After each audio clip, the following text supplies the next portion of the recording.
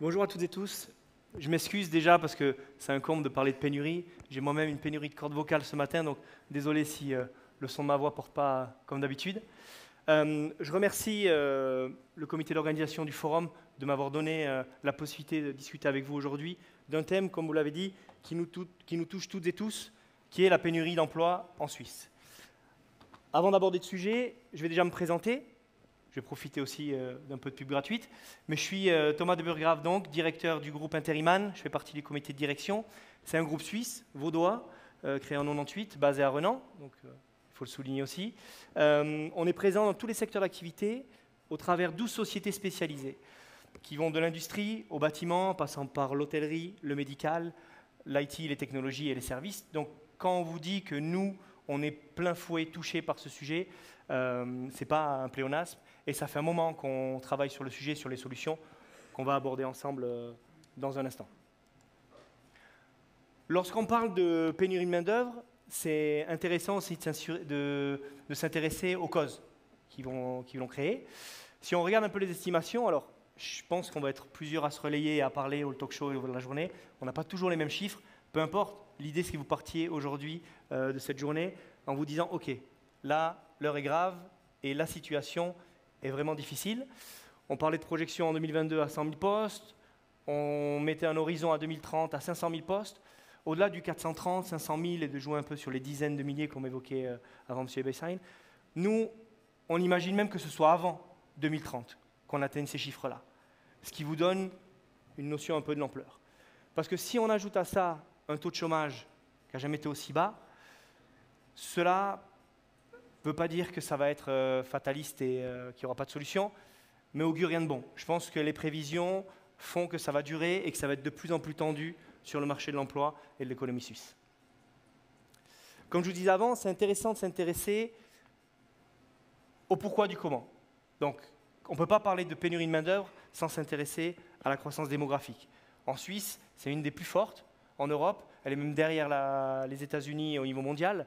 On s'aperçoit que l'âge médian et la population vieillit dans le monde. Aujourd'hui, on a 46 ans d'âge médian en Suisse. Pour vous donner une idée, chez nous, le référent, c'est le Japon, comme pays un peu plus vieillissant. On est à 49 ans, donc on n'est pas très loin.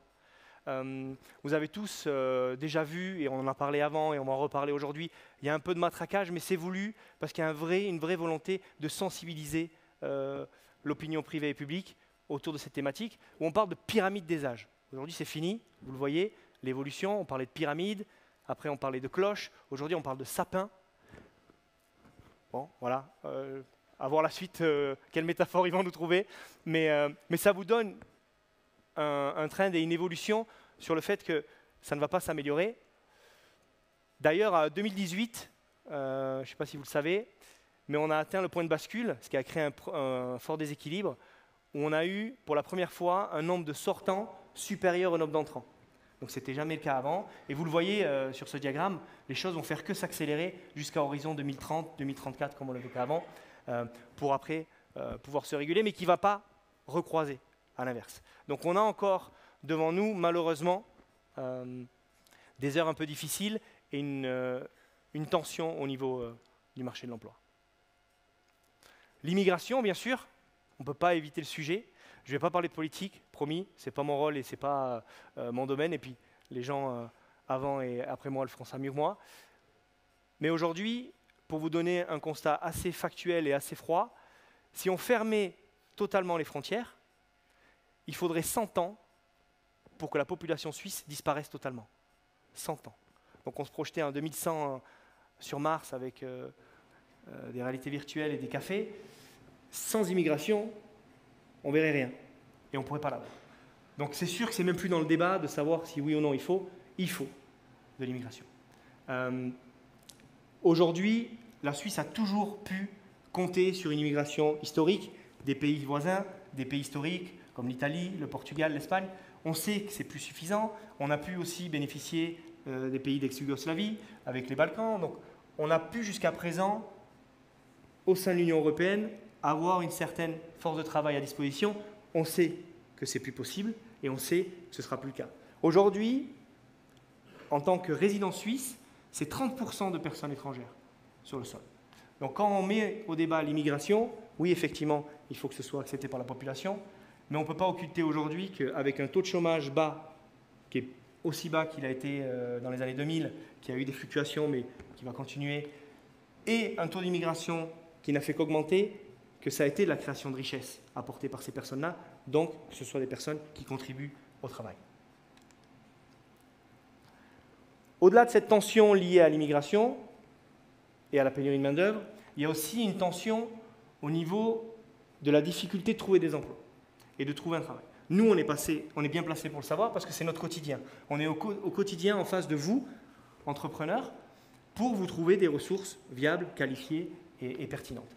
On s'aperçoit aujourd'hui que c'est de plus en plus difficile, que les entreprises ont de plus en plus de difficultés à recruter du personnel. Le délai moyen aujourd'hui pour recruter une personne, aux alentours des 43 jours. Parfois un peu moins, parfois un peu plus, mais c'est une moyenne. Sur certains domaines, pour 10% de ces cas, on va jusqu'à 100 jours de postes vacants ouverts. Imaginez ce que ça coûte 100 jours pour une entreprise qui ne peut pas tourner de lignes de production, qui ne peut pas avoir des commerciaux sur le terrain pour développer l'activité, ou de personnes pour faire bien les gestions financières et opérationnelles des entreprises. C'est dramatique. J'aimerais maintenant faire un petit zoom sur les secteurs. C'est aussi pour ça qu'on m'a demandé de vous présenter aujourd'hui ce thème. C'était pour rentrer un petit peu dans le cœur du sujet et dans notre quotidien. Donc, comme l'a évoqué Madame la Conseillère d'État, tous les secteurs sont touchés aujourd'hui.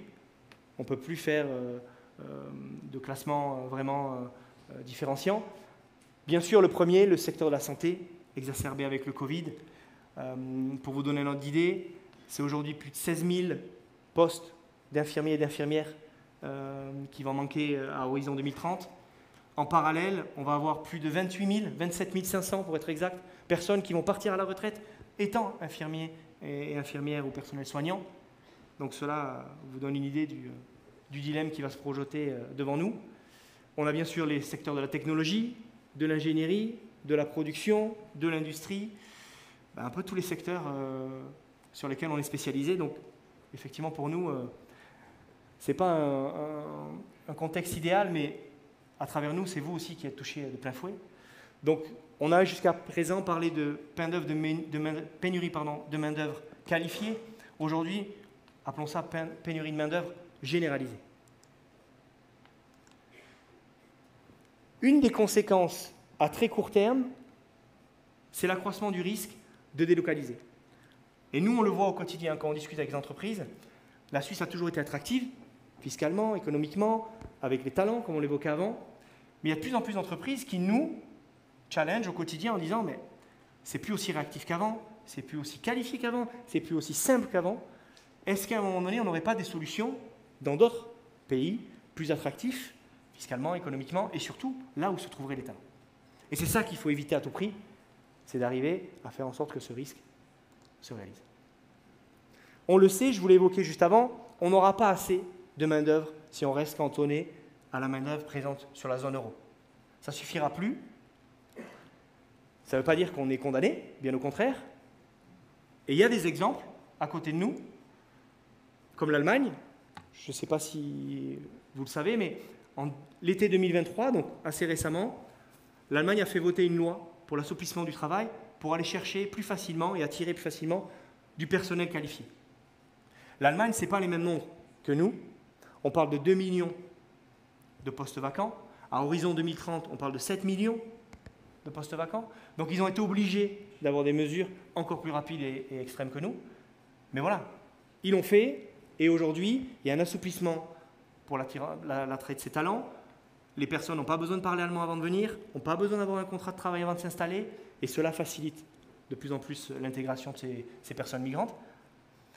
Ils estiment, eux, selon leur bureau de l'emploi, qu'on aura besoin de 400 000 personnes immigrées chaque année.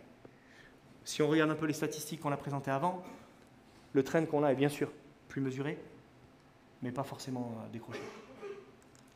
Je ne veux pas faire de redondance, mais je voulais juste faire une aparté, parce que bon, entre la météo et puis l'ambiance, il faut mettre un peu de légèreté quand même. On parlait tout à l'heure de taux de natalité et de fécondité, ça aussi c'est un problème, bien sûr. Le Danemark, exemple européen aussi comme nous, qui est sur un taux de fécondité natalité au plus bas. Vous dites tout à l'heure, M. Bexheim, qu'on ne peut pas forcer effectivement la population à faire des enfants, mais on peut, par des moments et des moyens un peu dérivés, les forcer, les inciter. Je vous le pitch en 2 minutes et si vous avez l'occasion, je vous invite à aller voir la vidéo. C'est en fait une campagne de publicité dédiée aux parents ou aux grands-parents qui vont envoyer leurs enfants ou petits-enfants dans des camps de vacances où le but est de procréer. Alors non, j'ai pas l'adresse, j'ai pas le lien, je peux pas vous aider. J'ai essayé, mais ça ne marche pas. C'est typique de ces pays-là qui savent jouer sur l'autodérision, sur des thématiques et des sujets graves, mais c'est des choses qui doivent faire partie culturellement de ce rebond et de cet élan pour booster la natalité. Et bien sûr, on l'a évoqué, ça ne peut pas s'accompagner d'une politique adaptée, avec des places en crèche, des horaires adaptés, de la flexibilité, on l'a évoqué, mais il faut que ça suive et il faut qu'on prenne conscience que tout doit être mis en place pour y arriver. Comme on l'a dit avant, ce ne doit pas être une fatalité.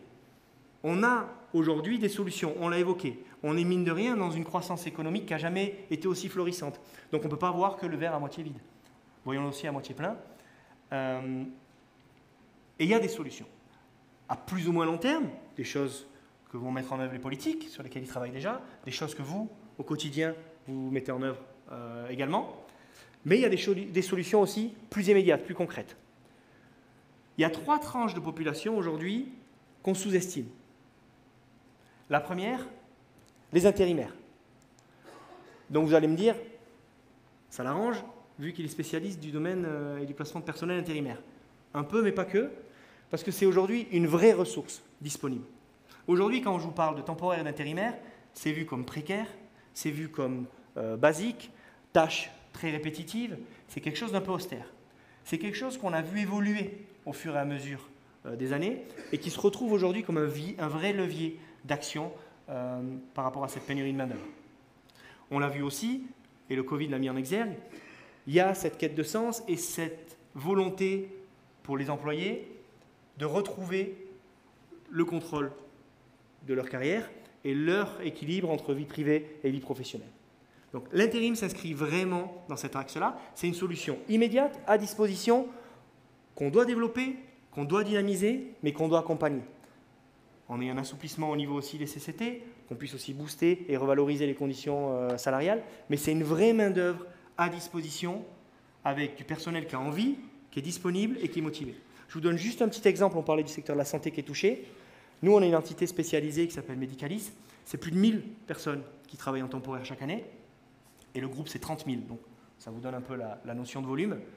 On a fait un sondage en leur disant, OK, combien d'entre vous seraient idéalement en recherche d'un poste fixe?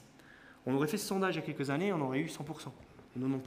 Aujourd'hui, c'est 82% qui nous ont dit directement, non, le poste fixe ne m'intéresse pas. Je veux rester en intérim parce que je veux garder le contrôle et la mainmise sur mon quotidien, ma carrière et ma vie.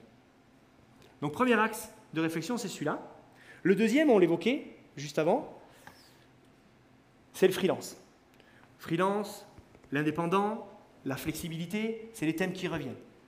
Aujourd'hui, là aussi, c'est quelque chose qu'on doit prendre en considération.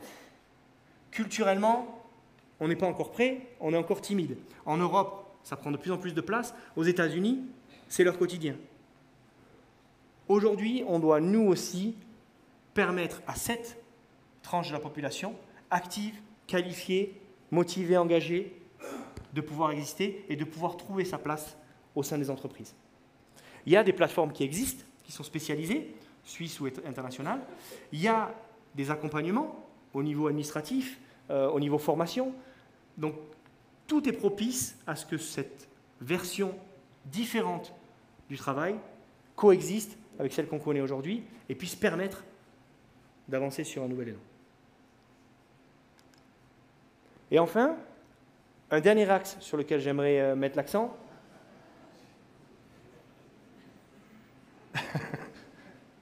c'est les retraités. Alors, effectivement, le thème des seniors, ça fait longtemps qu'on en parle, c'est quand même une population qui a été pendant bien longtemps oubliée. Alors, quand on dit senior, si je fais un tour un petit peu d'horizon, je vais avoir, je pense, des sons de cloche différents. Certains me diront 50, 55, 60. Si vous demandez à ma famille, ils vous diront 40. Dramatique.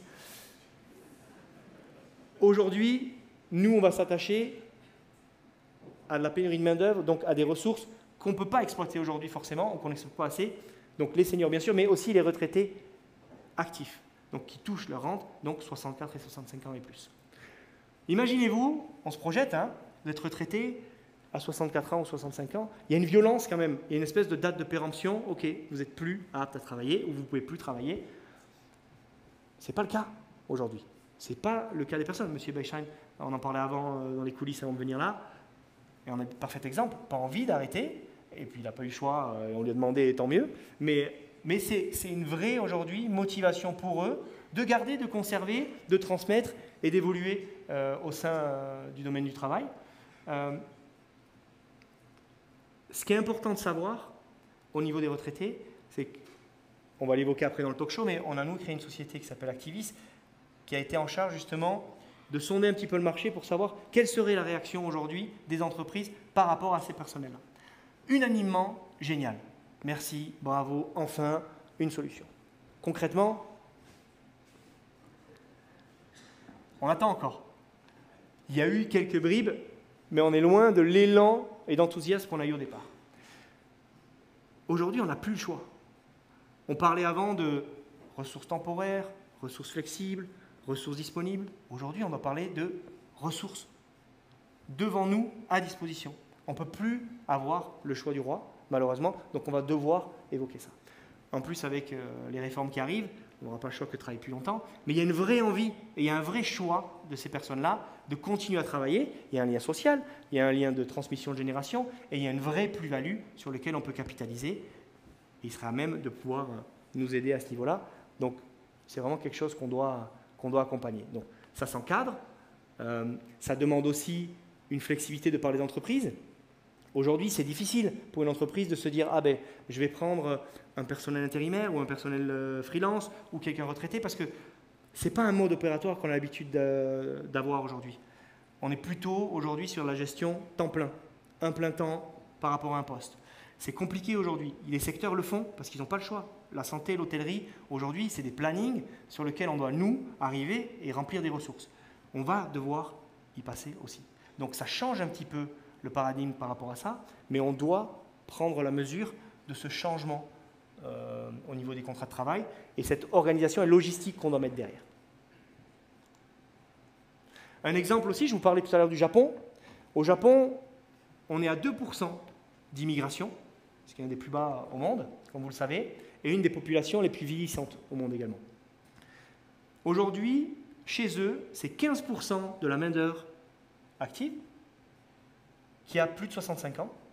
Dans ces 15% de plus de 65 ans, la moitié sont entre 65 et 69 ans. Et dans ces 15%, 30% au-delà de 70 ans. Ça va même jusqu'à 75 ans. Donc ça pour vous dire que le modèle existe et si vous avez eu l'occasion d'y aller, vous ne serez pas surpris d'être servi, accueilli, accompagné, guidé par des personnes retraitées. Et ça fonctionne parce que l'économie est là et ils arrivent, malgré cette immigration très basse et cette vieillissement de la population, à contribuer à la main-d'œuvre. Vous l'avez compris, et puis je ne veux pas non plus refaire et recasser l'ambiance, mais on vit des moments compliqués, cela va durer, cela n'est pas prêt d'arrêter. On sent, et on l'a vu au vu des chiffres, que la situation va se tendre. Mais cela est une opportunité. La Suisse a toujours été un pays résilient, un pays de rebond, d'innovation, et c'est aujourd'hui le moment de changer notre rapport au travail, de changer notre rapport vis-à-vis des personnes que je vous évoquais avant, les images qu'on a, les biais qu'on a, les peurs qu'on a, parce que ça fait peur, le changement fait peur. Et quand je vois tout à l'heure les retraités ou les intérimaires ou les freelances, c'est nouveau, donc quand c'est nouveau, on en a peur et on a plutôt un pas de recul. Aujourd'hui, c'est une vraie chance de changer ça, d'opérer un virage et de pouvoir capitaliser à court terme sur des solutions immédiates, innovantes, mais aussi qui font écho avec la réalité actuelle. Merci beaucoup.